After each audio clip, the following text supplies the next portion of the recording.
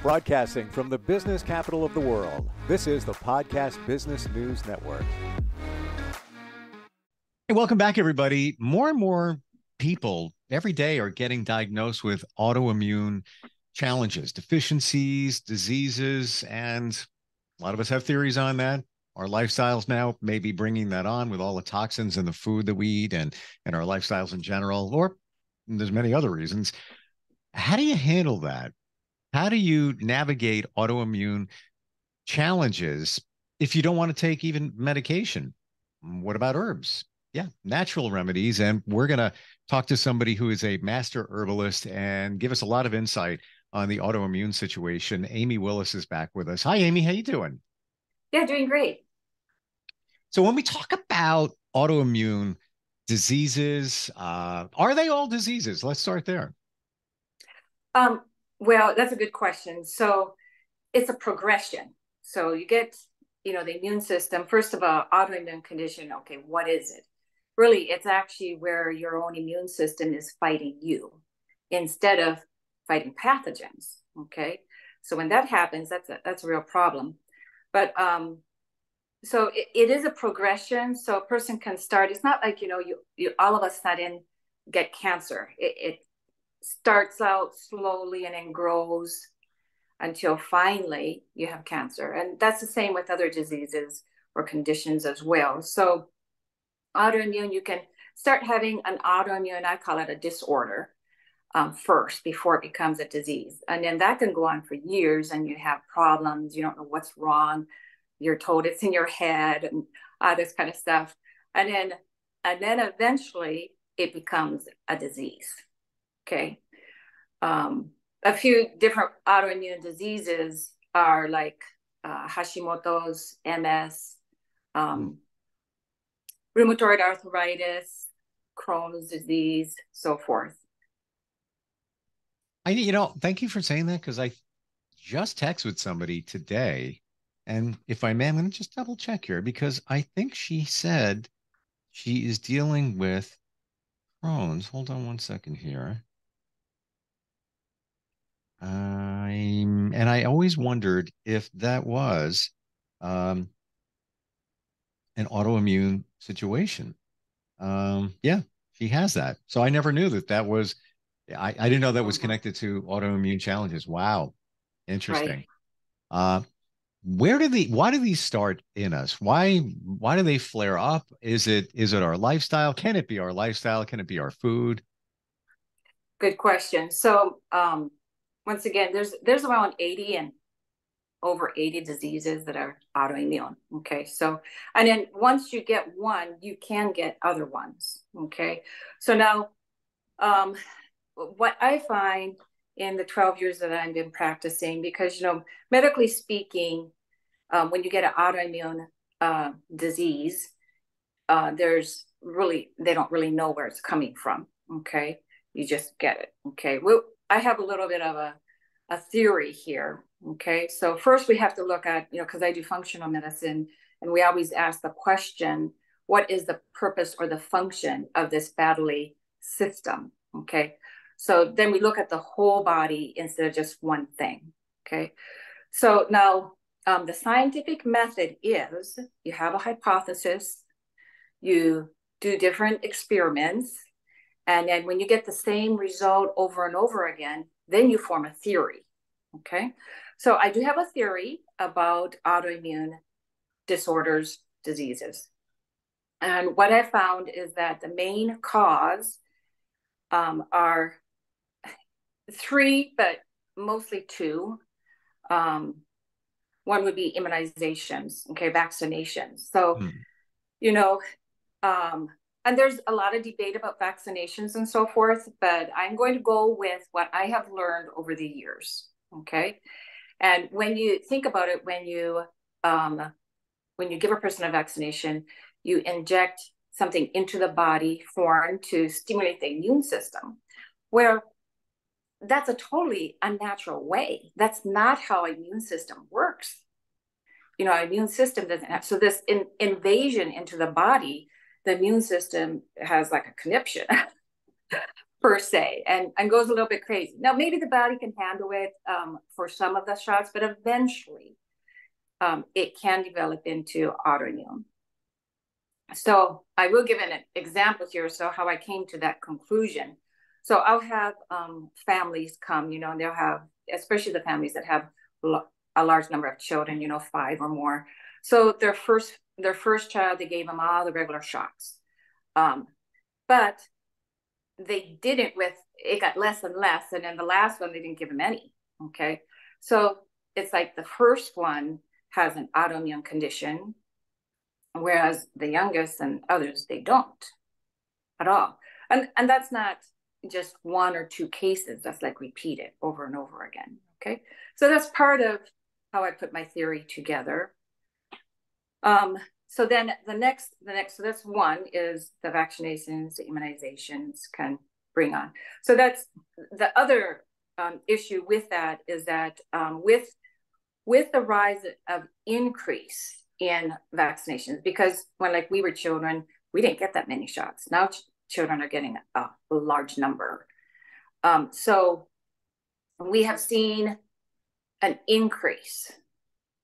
Okay, so vaccination increase, autoimmune conditions increase alongside. Okay, so that's another warning sign there.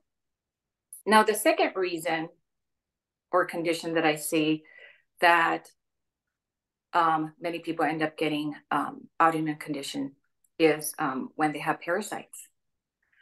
Okay, so here's children who come in, they never got a shot in their life, but they are loaded with parasites and they have an autoimmune condition. Wow. Okay. Yeah. So, and if you look at it, and then there's a lot of other examples here, but if you look at it, how the body works, how the body functions. So here's an invader, a parasite, a pathogen, and it goes somewhere in the body. So it can go to the gut.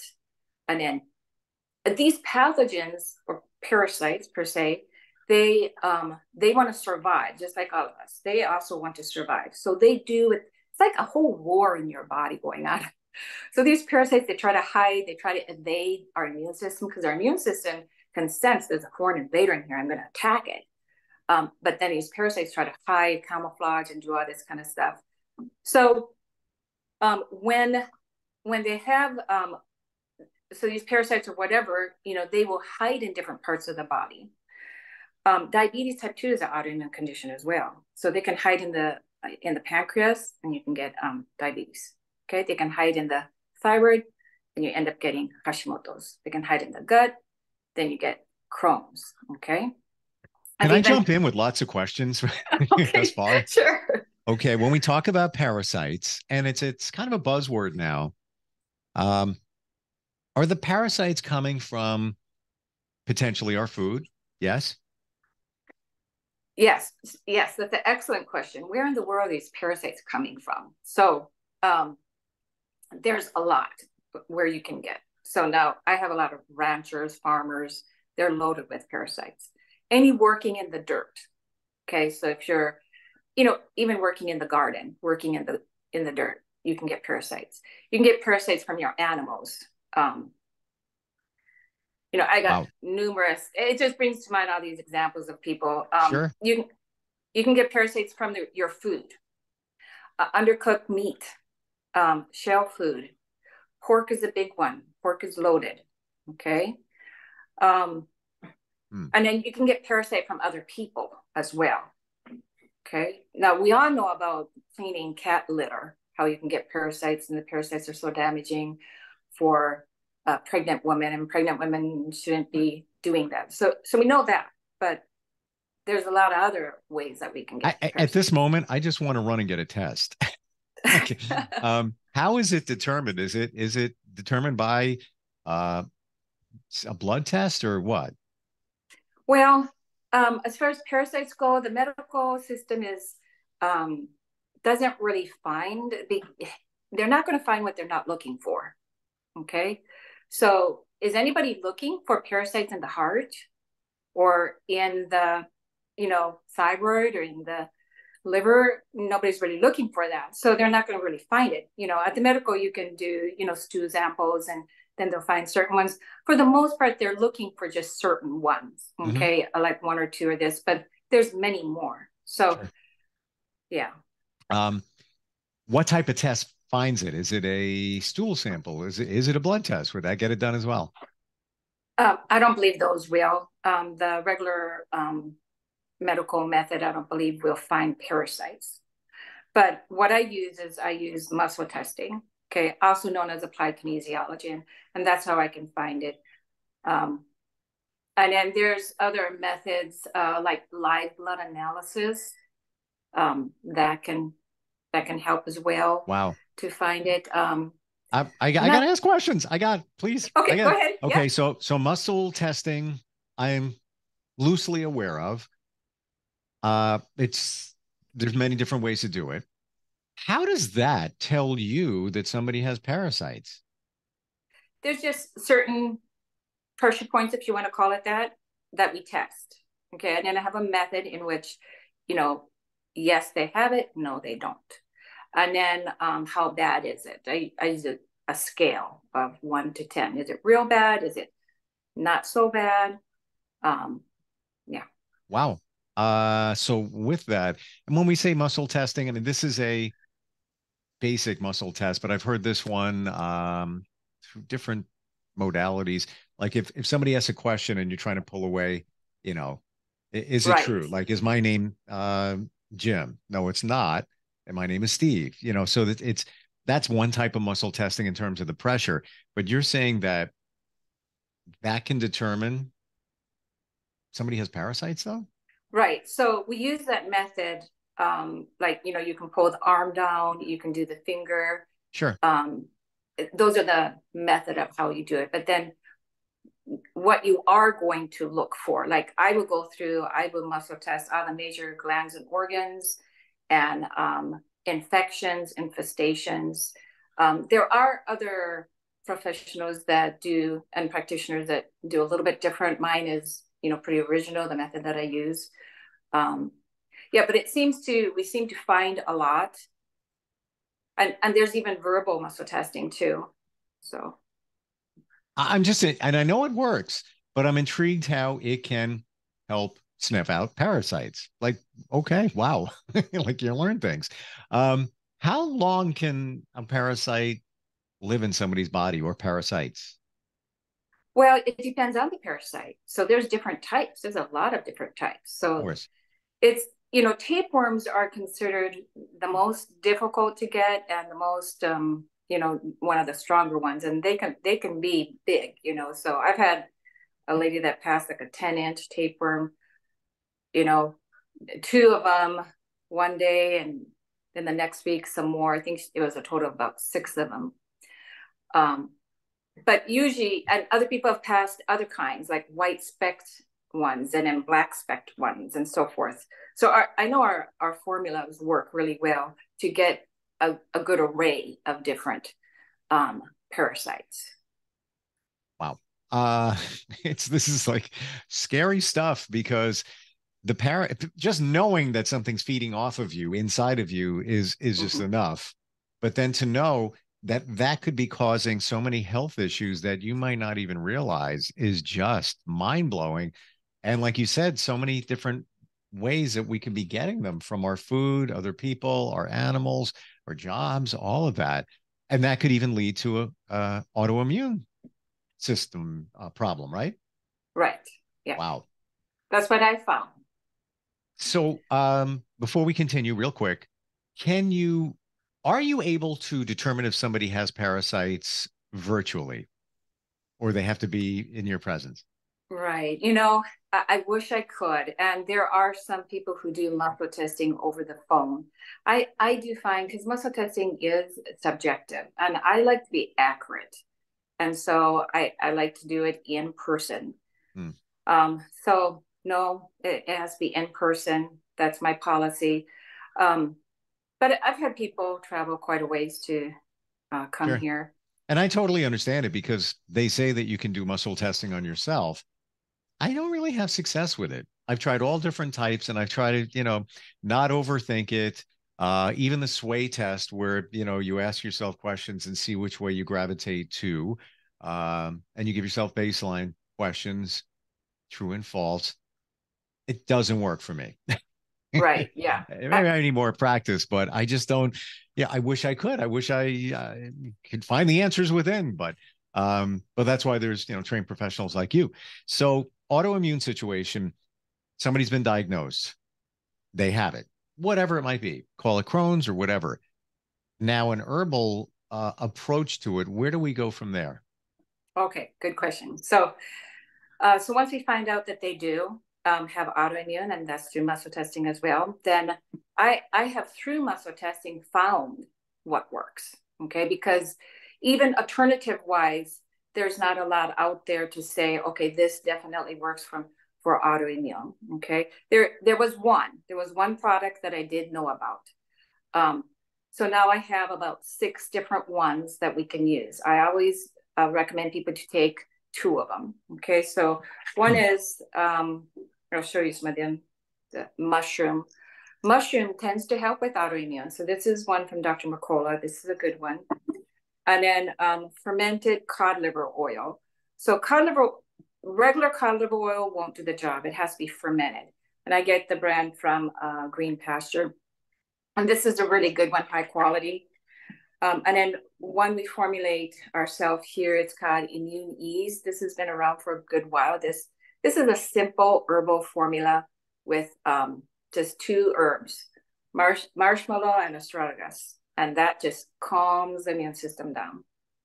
Wow. And I have one more I can show you here if Sure. I can just reach it.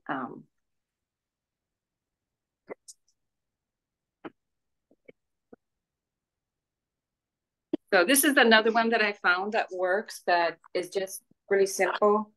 It's Juice Plus. So I usually recommend at least the fruit and the vegetable. Okay, so this will be like a multivitamin as well, even though it is a nutritional product. It's just fruits and vegetables, juiced, dehydrated. And then I was surprised when I found that this works for autoimmune. So when people do this, the protocol, they have to get rid of the parasites. There's other things that we work on. And then they take at least 2. So I usually recommend like taking the Juice Plus as a primary, and then one of the other ones. And then their autoimmune does improve. Okay. And I would say it eventually is non-existent. So Wow. I can find that out through muscle testing too. I'm just blown away that can be determined through muscle testing, and the Juice Plus products, which I'm sure we can get those through you. Is that correct? Yes. Okay. I have friends that swear by them. I mean, for years. And I know that Juice Plus is also connected to what's called Tower Gardens. So these friends also grow their own vegetables in their house in this, plastic tower that's hydroponic. But that company is extremely solid and very reputable. And I hear that from friends. So yeah, good stuff. So is there something that we could or should be taking? Let's say we don't know if we have parasites, but just to be proactive, is there something we could take that's just good, just in general for our health, but could also attack the parasites? I do recommend getting the parasite formula that we put together. It's simple formula, but it's so effective. And you just don't want to play around with parasites. I've had people take diatomaceous earth that's known to kill parasites, but it's not strong enough. They take what? Diatomaceous earth. Okay. Yeah. Is that known as DE? It could be. Okay. Everything's abbreviated nowadays. Is it okay? Have you seen it? Is it a white powder? Right. It's a white powder. All right. Don't laugh, but I think that's used in pools, in pool systems. Okay. Large amounts. And interestingly, if I'm going to put the 2 together, that's usually put in the water of a pool to attach to the screen that's in the pool, which filters the garbage that's in your pool. It sticks to it. So maybe that's what we're talking about here. Maybe the parasites it has something to do with, grabbing the parasites and eradicating at some point. But interesting. Wow. Yes. So the starting point for anybody that's concerned, if they have parasites, they would reach out to you. If you're in South Dakota, correct? Right. Okay. So they could come to you, do muscle testing, determine if they have parasites. If they can't make it there, but they want to work with you, could they get that test someplace else and then connect with you and work on it on a herbal level? Well, the type of muscle testing that I do, there's not that many that do that type. So I'm not sure if that's going to work. But for those, I do have people who I do like phone calls. I'm going to start up Zoom calls, and we just do because I sort of know, what to do. So the muscle testing really helps because then we can follow up progress. So that is the best choice. And I have had people from out of state come, and then they do the initial muscle testing, the first one. And then after that, we do it by phone. So I've had that. But then there's other people, they really can't come. So then we just do phone consultation. And that has worked well too. Because so we're talking though about autoimmune challenges. Parasites don't cause all of them, correct? Right. Okay. So there's other reasons why you may have it. If somebody has been diagnosed with some type of autoimmune disease or challenge, can they virtually anywhere on the planet, I guess, connect with you to work on it on an herbal level? Yes. Yeah, they can contact. Yeah. I mean, like my friend, I don't know if she has parasites, Crohn's. Again, she just messaged me and said, I've been sick all night. Maybe this is an answer.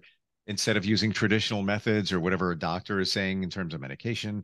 I don't know about autoimmune challenges. So I'm shooting in the dark here, but I'm thinking that if somebody says, I'm tired of taking pills, I'm tired of medication, what can I do that's more holistic? As a master herbalist, I'm thinking there's things that they could try through you. Yes, definitely. So with Crohn's itself, the herb slippery elm or marshmallow, that right there is excellent for it, and it helps heal. But we also just do a simple parasite cleanse. Then there's another, formula by Dr. Christopher called the lower bowel, and that is very good for the lower bowel. So it's not just a muscle testing that is important. There's a lot of information and practice that's been going on for years, dating way back in the late 1800s and then early 1900s and on, because Dr. Christopher was the one that founded the School of Natural Healing, which I went to, where I got trained out of. And, he has so much information and so much experience for all sorts of disorders and problems, challenges. Yeah. I more and more I hear about this, I just want to go down the natural road. I try not to take medication. Full disclosure, had an ulcer years ago. It's been flaring up lately. And what am I taking? Nexium, acid reducer, blah, blah, blah. I don't want to take that. And now there was just some research that came out that those types of medications can lead to dementia later in life. Scary. I mean, even for, we talking about digestive here with Crohn's, like an ulcer situation that's diagnosed. What would you take for that on an herbal level? Okay, so I got a real funny story about an ulcer. Do we have time? We literally have a minute.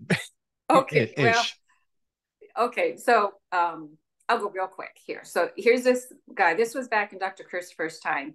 And Dr. Christopher was big on cayenne pepper, red pepper. And so this man's wife was into all of that. And he made fun of her and, this and that. But he had a lot of pain with his ulcers and he couldn't sleep at night. So he got so depressed one time. His wife was gone and he decided he was going to end it. He just couldn't do it anymore. So he looked through all, the medicine cabinet because he was going to try to find a drug that would kill him. But his wife had gotten rid of everything, so he couldn't find anything. So he found the red pepper, and he said, this ought to do it. This ought to do it.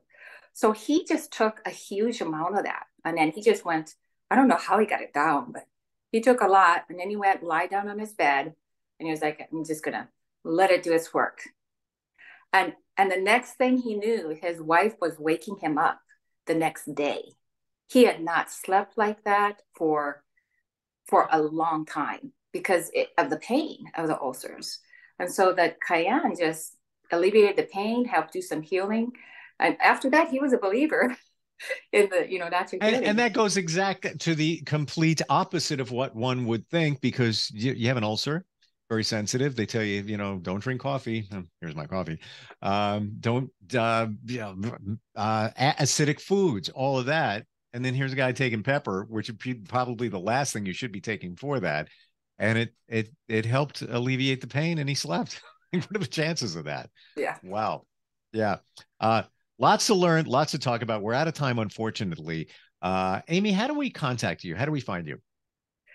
You can go to my website, herbs, 4, YOU.org, or you can call at 605-254-1437. Wow. Thanks for today and all the insight and the information. Even the muscle testing part of things. I'm intrigued. There's more to muscle testing than a lot of us realize if it can determine things like parasites in your body. And there's lots more to talk about. I look forward next time we get together. Thank you for today.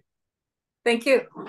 Are you looking for even more of the podcasts and hosts that you love? The Podcast Business News Network is proud to announce that you now have even more ways to listen live. Check out the MyTuner Radio, online radio box, and Simple Radio apps on iOS and Android, or find us online. Search for Business News Network on mytuner-radio.com, or search Podcast Business News Network on streama.com and onlineradiobox.com/US. Take your podcast on the go and don't miss a minute of the action.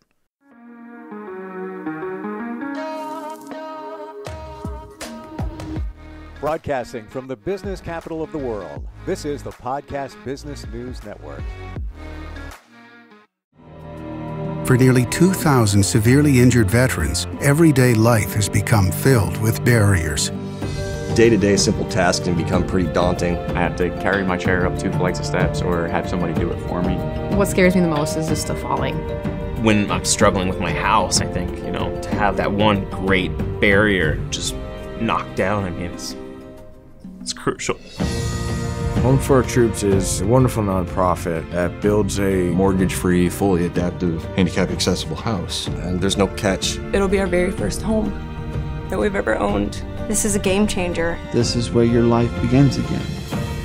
We need you to join us in completing this important mission. Please visit hfotusa.org and help build homes and rebuild lives. Because of you, everything's going to be okay.